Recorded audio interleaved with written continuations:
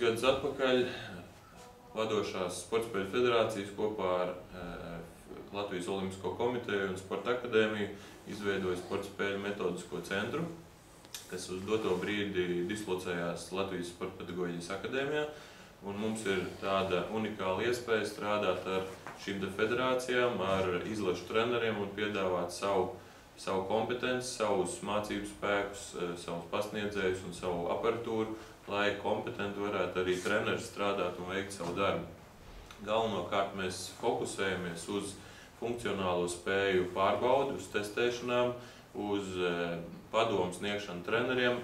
Un šajā procesā, manuprāt, ieguvēji ir gan šīs komandas, Sportspēļu komandas, gan arī mūsu mācību spēki, kas strādā zinātnes un pētniecības lauciņā.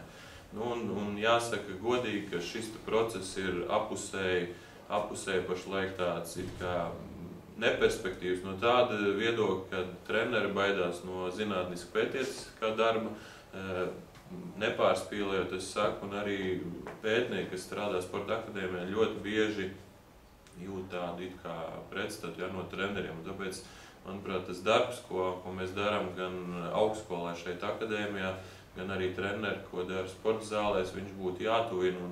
Un šīs idejas, šie pētījumi, šie mērījumi, rezultāti būtu ikdienā jāredz viņiem pielietojums, jāredz šo rezultātu aprobācijai, jāredz reāls pielietojums treniņu procesā. Un tāpēc arī jebkurš seminārs, kas notiek mums Sporta akadēmijā vai ārpus mūsu ēkām, tad tas ir vienreizējs iespējas arī treneriem ne tikai sev pilnveidot, bet arī meklēt šīs iespējas, kā savus sportistus trenerus veist gan uz laboratorijām, meklēt risinājumus, kā savu treniņu procesu pilnveidot un šos rezultātus padarīt augstvērtīgākus.